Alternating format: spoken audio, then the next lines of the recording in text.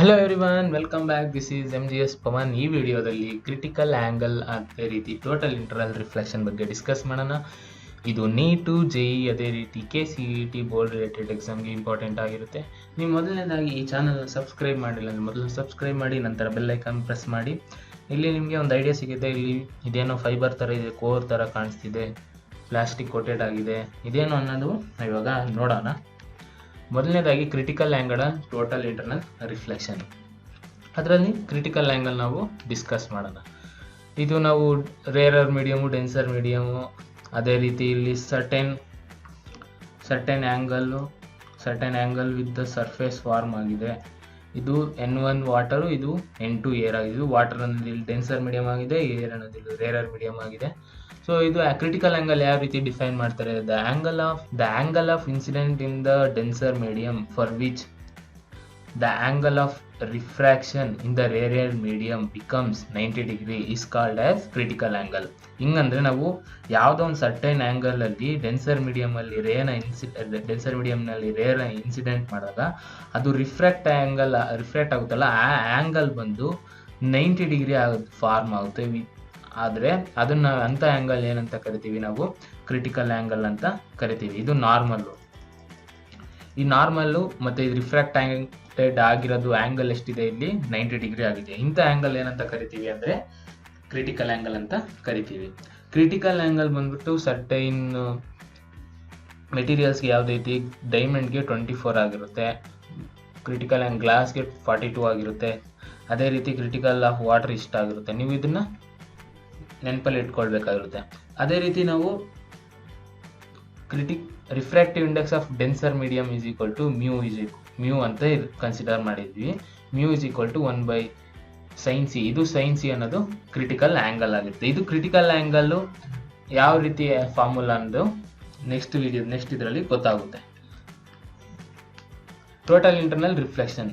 When A light ray travels from denser medium towards to the rarer medium is incident at an interface, an angle incident greater than critical angle, then the light ray reflect back into the denser medium. ಇದು ಏನಂತ ಹೇಳುತ್ತೆ ಅಂದರೆ, ನಾವು certain ಆ್ಯಂಗಲಲ್ಲಿ incident ಮಾಡಿದ್ದೀವಿ, ಇಲ್ಲಿ reflect ಆಗಿರೋರೆ ಇಲ್ಲಿ ಏನಾಗಿದೆ? ಇದು 90 ಡಿಗ್ರಿ ಫಾರ್ಮ್ ಆಗಿದೆ. ಇದು 90 ಡಿಗ್ರಿ ಇಲ್ಲಿ ಫಾರ್ಮ್ ಆಗಿದೆ with reflected angle with the normal. ಇದೇನಾಗಿದೆ? ಕ್ರಿಟಿಕಲ್ ಆ್ಯಂಗಲ್ ಆಗಿದೆ. ಈ ಕ್ರಿಟಿಕಲ್ ಆ್ಯಂಗಲ್ಗಿನ್ನ ಜಾಸ್ತಿ ಮಾಡಿದಾಗ ನಾವು ಅವಾಗ ರೇ ಅನ್ನೋದೇನು ವಾಪಸ್ಸು ಬರುತ್ತೆ. ನೀವು ಫಸ್ಟ್ನೇದ್ರಾಗಿ ಇಲ್ಲಿ ನೋಡಿದ್ರೆ ನಾರ್ಮಲ್ ಹಿಂಗೆ ಇನ್ಸಿಡೆಂಟ್ ಮಾಡಿದಾಗ ರೇ ಅನ್ನೋದು ಹೊರಟೋಗ್ಬಿಟ್ಟಿದೆ ಹೊರಗಡೆಗೆ. ಅದೇ ರೀತಿ ಇನ್ನೊಂದ್ಸರಿ ಹೇಳಿದಾಗ ಇಲ್ಲಿ ರಿಫ್ರಾಕ್ಟ್ ಆಗಿ 90 ಡಿಗ್ರಿಯಲ್ಲಿದೆ. ಇನ್ನೊಂದು ಸ್ವಲ್ಪ ಜಾಸ್ತಿ ಮಾಡಿದಾಗ ರೇ ಅನ್ನೋದು reflect back to the same medium. ಇದನ್ನ ಏನಂತ ಕರೀತಾರೆ ಅಂದರೆ ಟೋಟಲ್ ಇಂಟರ್ನಲ್ ರಿಫ್ಲೆಕ್ಷನ್. ಅದನ್ನು TIR ಅಂತ ಕರೀತಾರೆ. For a certain angle of incident, when the angle becomes greater than one critical angle, the ray will reflect back to the same medium, that is denser medium. ಅಂದರೆ ಯಾವಾಗ ರೇ ಅನ್ನೋದು denser medium ಇಂದ pass ಆಗಿ rarer ಮೀಡಿಯಮ್ಗೆ enter ಆಗುತ್ತೋ, ಒಂದು certain angle, ಅದು ಯಾವ ಆ್ಯಂಗಲು ಕ್ರಿಟಿಕಲ್ ಆ್ಯಂಗಲ್ಗಿನ್ನ ಜಾಸ್ತಿ ಇರುತ್ತೋ, ಆವಾಗ ಆ ರೇ ಏನಾಗುತ್ತೆ? ಸೇಮ್ ಮೀಡಿಯಮ್ಗೆ ರಿಫ್ಲೆಕ್ಟ್ ಆಗುತ್ತಲ್ಲ, ಆ ಫೆನೋಮಿನ ನಾವು ಟೋಟಲ್ ಇಂಟರ್ನಲ್ ರಿಫ್ಲೆಕ್ಷನ್ ಅಂತ ಕರಿತೀವಿ. ಕ್ರಿಟಿಕಲ್ ಆ್ಯಂಗಲ್ ಅನ್ನೋದು ಇನ್ಕ್ರೀಸ್ ಆಗುತ್ತೆ. ಯಾವಾಗ? With increase in the temperature critical angle increase ಆಗುತ್ತೆ. ಕ್ರಿಟಿಕಲ್ ಆ್ಯಂಗಲ್ಲು ಈ ರೀತಿ ಡಿಫೈನ್ ಮಾಡ್ತಾರೆ. C ಅನ್ನೋದು sine inverse NR/ND, refractive index of rarer medium to the refractive index of denser medium. So ನೀವು ಇದು ಫಾರ್ಮುಲಾ ನೆನಪಲ್ಲಿ ಇಟ್ಕೊಳ್ಬೇಕಾಗಿರುತ್ತೆ. ನಿಮಗೆ ಇದು ಪ್ರಾಬ್ಲಮ್ಸ್ ಸಾಲ್ವ್ ಮಾಡೋದಕ್ಕೆ ಇಂಪಾರ್ಟೆಂಟ್ ಆಗಿರುತ್ತೆ. ಕ್ರಿಟಿಕಲ್ ಆ್ಯಂಗಲ್ ಯಾವ ರೀತಿ ಫೈಂಡ್ ಔಟ್ ಮಾಡೋದು ಅಂತ. NR refractive index of rarer medium to the refractive index of denser medium, that is sine inverse. ಬಂದು the refractive index is maximum for violet colour of light and minimum for red colour light.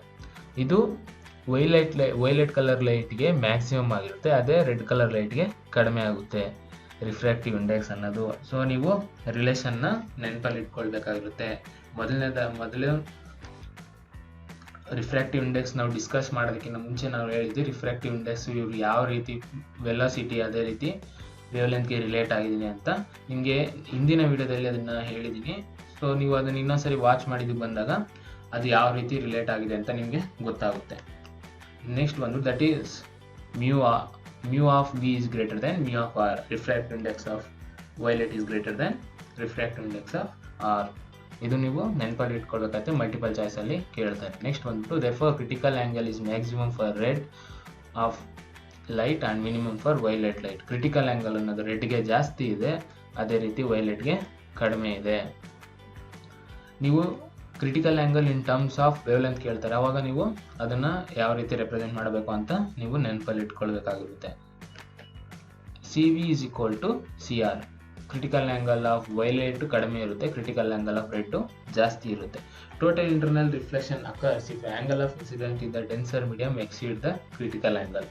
ಯಾವಾಗ total internal reflection ಆಗುತ್ತೆ ಅಂದರೆ critical angle ಜಾಸ್ತಿ ಇರಬೇಕು. ಅದು ಯಾವಾಗ incident from the denser ಮೀಡಿಯಮಿಂದ rarer medium difference ಇದ್ದಾಗ ಮಾತ್ರ ನಮಗೆ ಕ್ರಿಟಿಕಲ್ ಆ್ಯಂಗಲ್ ಫಾರ್ಮ್ ಆಗಿ ಅದರಿಂದ ಜಾಸ್ತಿ ಇನ್ಕ್ರೀಸ್ ಮಾಡಿದಾಗ ನಮಗೆ ಟೋಟಲ್ ಇಂಟರ್ನಲ್ ಲೈಫ್ ರಿಫ್ಲೆಕ್ಷನ್ನು ಆಗುತ್ತೆ. ನೆಕ್ಸ್ಟ್ ಬಂದು ಇದು mirage is an optical illusion observed in desert, road and hot day when air near the ground is hollow and near the rare the above. ಅಂದರೆ mirage ಅನ್ನೋದು ನಮ್ಗೊಂಥರ illusion ಇದ್ದಂಗೆ ಇದೆಯೋ ಅಂತಾರ ನಮ್ಗೆ ಕಾಣಿಸುತ್ತೆ. ನೀವು ಎಕ್ಸಾಂಪಲ್ ಆಗಿ ನೀವು ರೋಡಲ್ಲಿ ಹೋಗ್ತಿರ್ಬೇಕಾದ್ರೆ ನಿಮಗೆ ದೂರದಲ್ಲಿ ನೋಡಿದಾಗ ಅಯ್ಯೋ ಅಲ್ಲಿ ಮಳೆ ಬಂದಿದೆಯೇನೋ ನೀರಿದೆಯೇನೋ ಅಂತ ನಿಮಗೆ ಫೀಲ್ ಆಗುತ್ತೆ, ಇಲ್ಲ ಬೆಂಕಿ ಹತ್ತಿ ಉರಿತಿದೆಯೇನೋ ಅಂತ ನಿಮಗೆ ಫೀಲ್ ಆಗುತ್ತೆ. ಅದು ಏನು ಫೀಲ್ ಆಗುತ್ತೆ, ಅದು ಏನಕ್ಕೆ ಕಾಸಾಗ್ತಿದೆ ಅನ್ನೋದು ಆ ಫೆನೋಮಿನನ್ ಏನಂತ ಕರಿತೀವಿ ನಾವು, ಮಿರೇಜ್ ಅಂತ ನಾವು ಕರಿತೀವಿ.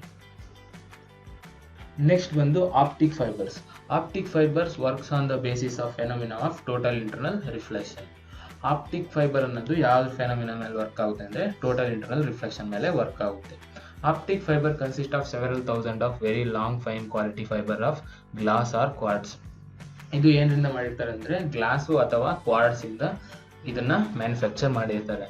ನೀವು ಲ್ಯಾಂಡ್ ಕೇಬಲು ಅದೇ ರೀತಿ ಡಿಸೈನ್ ಡೆಕೋರೇಟಿವ್ಸ್ ಅಲ್ಲಿ ನೋಡಿದ್ರೆ ನಿಮ್ಗೆ ಗೊತ್ತಾಗುತ್ತೆ ಇದು ಆಪ್ಟಿಕ್ ಫೈಬರ್ಸ್ ಅಂತ. ಅಲ್ಲಿ ನೀವು ಲೈಟ್ ಪಾಸ್ ಮಾಡಿದಾಗ ಹೊರಗಡೆ ಒಂದು ಬ್ರೈಟ್ ಸ್ಪಾಟ್ ನಿಮಗೆ ಕಾಣಿಸುತ್ತೆ, ಅದು ಆಪ್ಟಿಕ್ ಫೈಬರ್ಸ್.